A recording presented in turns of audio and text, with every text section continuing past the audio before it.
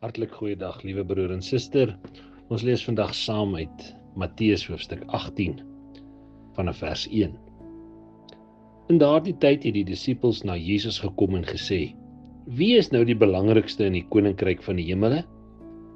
Hy het toe 'n kindjie nader geroep, hom tussen hulle laat staan en gesê: "Amen. Ek sê vir julle, as julle nie verander en soos kindertjies word nie, sal julle beslis nie in die koninkryk van die hemele ingaan nie. Wie homself dus gering ag soos hierdie kindjie, hy is die belangrikste in die koninkryk van die hemele. En wie een soos 'n kindjie in my naam ontvang my." Ons lees net tot sover. Broers en susters, so kinderlike geloof laat 'n mens so anders optree. Want 'n kind is so opreg opgewonde oor klein dingetjies. Maar 'n kind aanvaar ook so onvoorwaardelik wat hy geleer word. En 'n kind leef elke oomblik met 'n oordadige vrymoedigheid, die lewe voluit.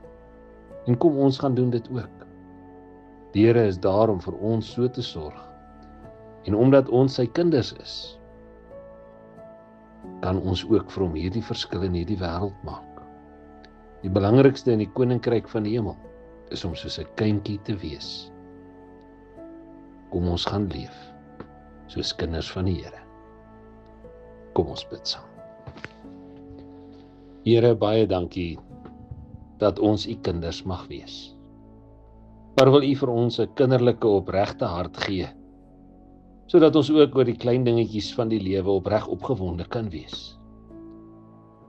Dat ons u deel wees van ons lewens en u sorg in ons lewens onvoorwaardelik nie net sal aanvaar nie, maar sal aangryp en ook uitleef. En wil u ons ook 'n oordadige vrymoedigheid gee om die pad, al is dit styl, al is dit onseker, saam met u te bly stap. Here, lei ons, want ons is van u afhanklik.